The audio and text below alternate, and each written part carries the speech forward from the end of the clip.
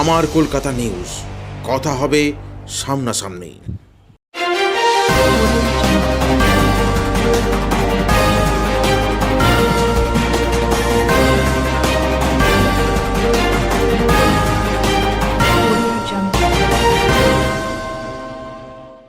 Garden rich ঘটনার পর উত্তরপাড়ায় বেআইনি আবাসন নির্মাণ নিয়ে নাগরিক সমাজের পক্ষ থেকে পড়ল পোস্টার।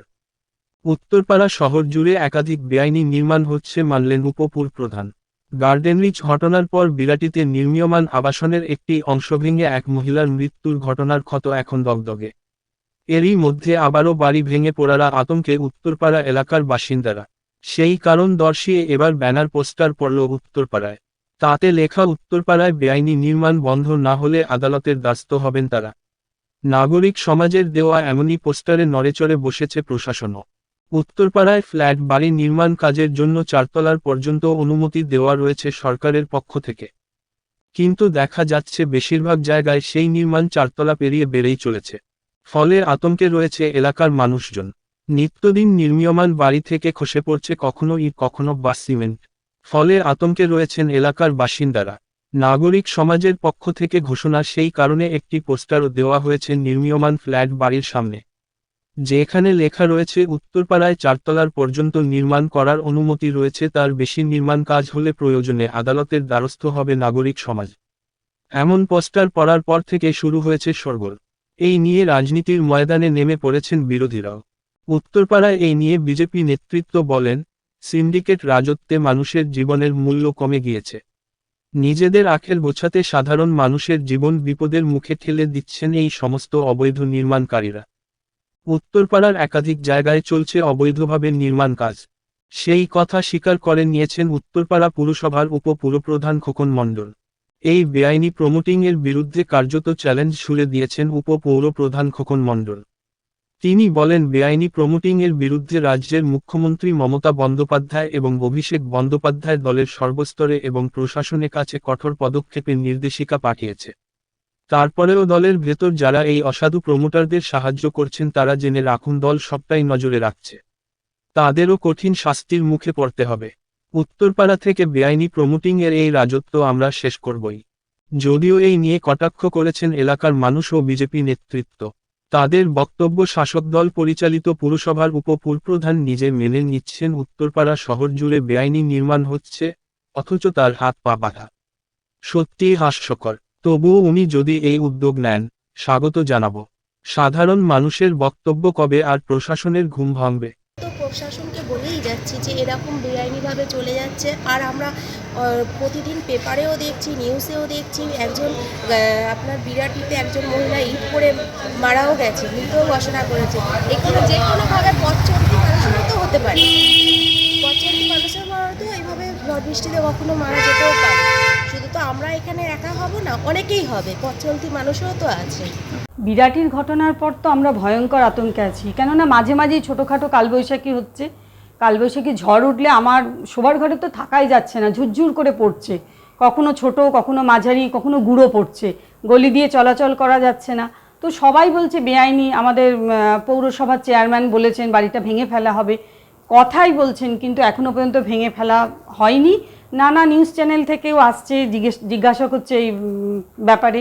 তো মেয়র সবাই বলছেন যে বেআইনি বাড়ি ভেঙে দেওয়া হবে, কবে হবে জানি না। প্রচণ্ড দুশ্চিন্তার মধ্যে রয়েছি, কারণ কোনো মানুষের যে বিরাটির ঘটনায় একজন ভদ্রমহিলা হঠাৎ মৃত্যু হলো, তো উত্তরপাড়ায় কি একটা কেউ মারা গেলে তারপরে কি স্টেপটা নেওয়া হবে আমি বুঝতে পারছি না। কেন না আমরা দেখতে পাইনি, কিন্তু আমাদের লাস্ট যখন মার্চ পিটিশন হয় 22 জনের স্বাক্ষর নিয়ে আমরা গেছিলাম, 2.5 ঘন্টা চেয়ারম্যানের কাছে ছিলাম। তো উনি আশ্বস্ত করলেন, উনি বললেন আমি ফোন করে দিচ্ছি আইসিকে। আমাদের সামনেই উনি ফোন করেছিলেন, কিন্তু আমরা এখনও পর্যন্ত পুলিশের জায়গা থেকে, থানা থেকে কাউকে আমরা দেখতে পাইনি। বৃহত্তর মানে সকলে মিলে বলছে, পাড়ার সবাই মিলে একত্রিত হয়ে যদি সমাধান করা যায়, কিন্তু বারবার চেয়ারম্যানের কাছে যাচ্ছে। আমরা তো পৌরসভার উপর আস্থা রাখি যে তিনি এর মানে এই সমস্যাটার সমাধান করবেন। তো জানি না এরপরে কিভাবে সমাধান হবে। আমি একটা কথা বলি, যেটা হচ্ছে কবির শঙ্কর বোস বিজেপি কি বললো, আমি এসে কর্ণপাত করছি না। তারা সব কি ভালো কাজ হলেও বলবে, খারাপ কাজ হলেও বলবে, ঠিক আছে, ওদের স্বভাবই এটা। যেটা হচ্ছে ভারতীয় জনতা পার্টি তো টোটালটাই বেআইনি।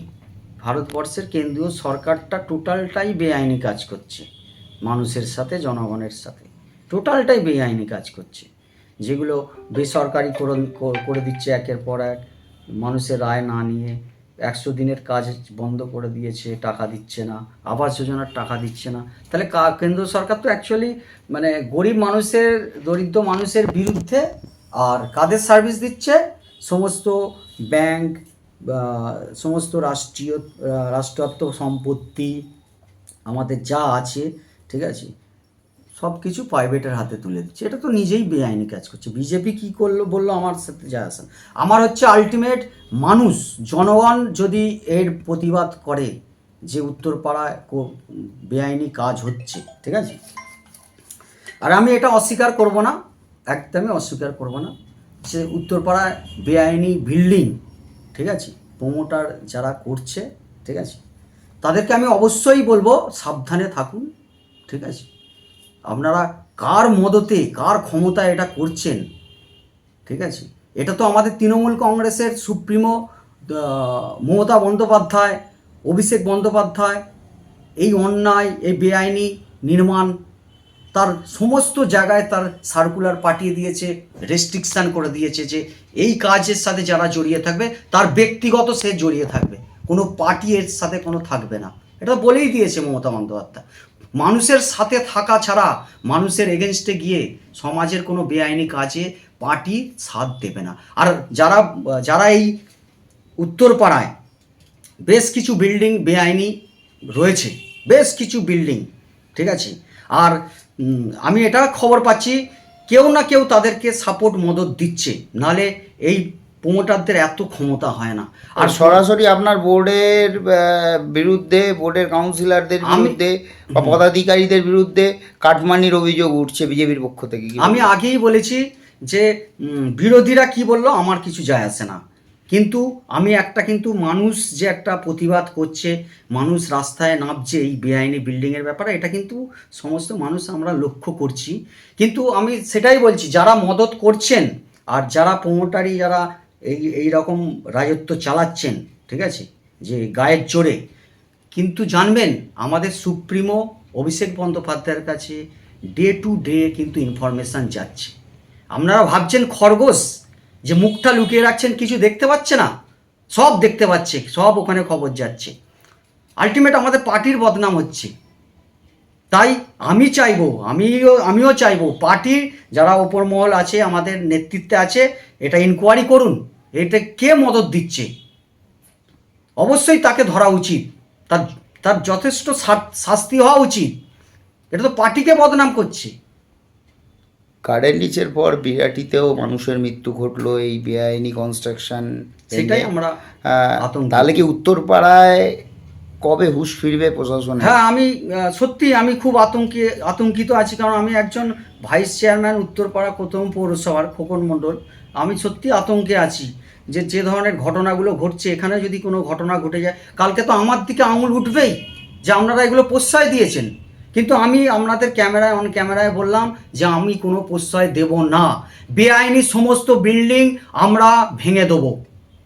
আর যারা ভাবছেন যে সব কিছু মদত পেয়ে আমরা লড়বেন, ঠিক আছে, মস্তানি করবেন, ঠিক আছে, দেখা যাবে।